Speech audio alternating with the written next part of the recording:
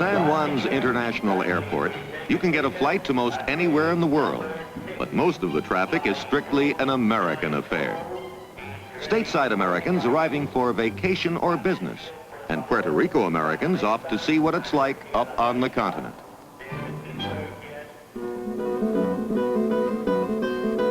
This very delightful old part of the New World was discovered by Columbus in 1493, and with him was a Spanish nobleman, Ponce de Leon, who founded the first settlement.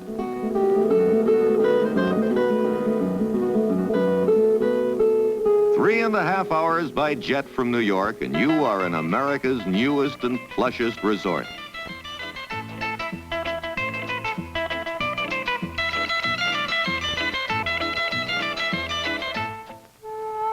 Sugarcane once dominated the landscape, as the sugar industry dominated the island's economy.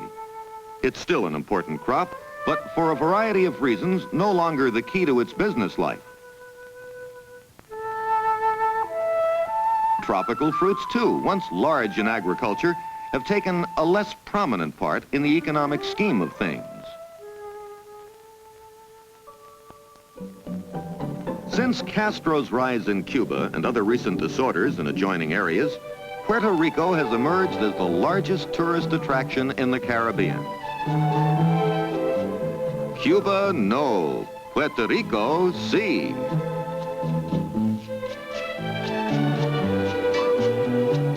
Visitors have unloaded to the tune of over $50 million a year, which makes tourism a major source of income.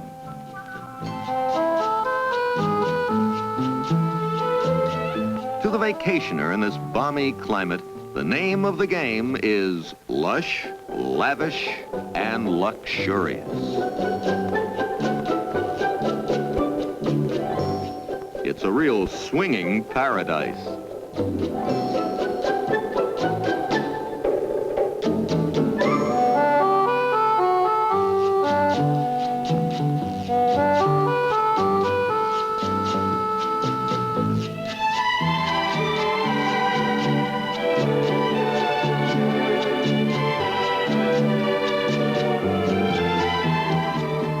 The old customs was to drink your wine from a goatskin.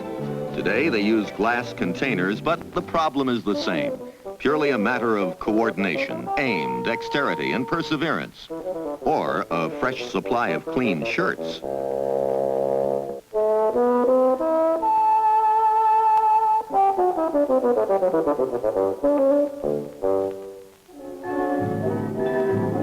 In 1952, Puerto Rico became a free, self-governing associated commonwealth and is in a unique position.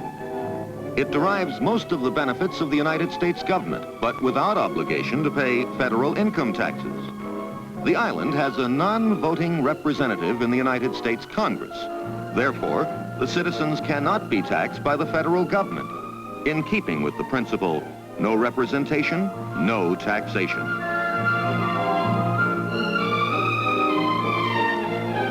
Puerto Rico may someday become the 51st state, an idea that is guaranteed to ignite political fireworks. However, its immediate concern is economic expansion. A development program started over 20 years ago, known as Operation Bootstrap, has fostered progress. And under the plan, substantial incentives are offered to attract outside industry. The main incentive being tax exemption for a period of 10 to 13 years.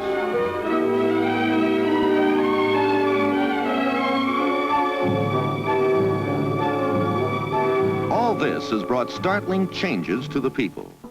The message of modern living is reaching out everywhere. The dreary old shack communities are going, replaced by low-cost developments.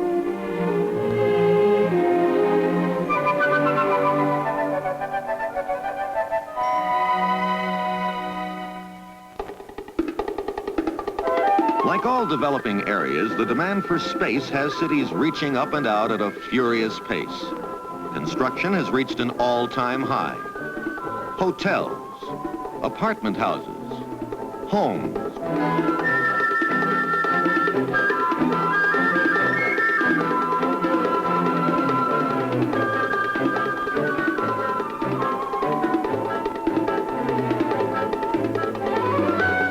Puerto Rico, meaning rich port, ironically was once called the poorhouse of the Caribbean.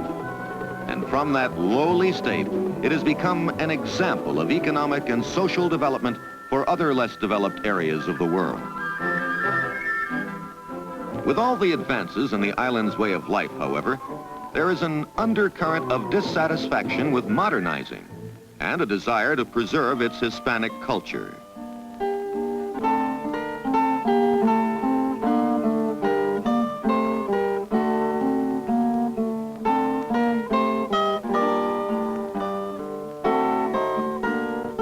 One of the most significant reminders of the Hispanic past is El Morro, a fortress built by the Spaniards 370 years ago and considered a marvel of early military engineering. Strangely enough, it was from one of these gun positions that the only shot on American soil was fired at the enemy during World War I.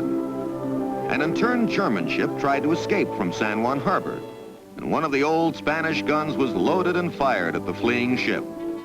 The gun exploded and disappeared from the ramparts. The German ship turned back, believing that a new type disappearing gun was being used. Today, the old fort is headquarters for the United States Army Antilles Command, and part of a golf course also lies within its walls. A most formidable bunker for any fairway.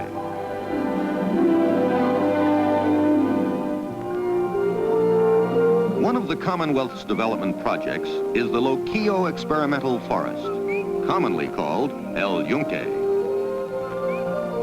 This is the famous rainforest where sunshine and storm alternate with each other, over and over and over again.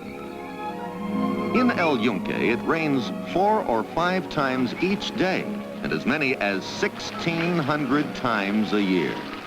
The annual record in this amazingly wet place is 235 inches. That would fill a lot of watering cans. The downpour stops as quickly as it starts. The sun comes out and the forest begins to dry itself.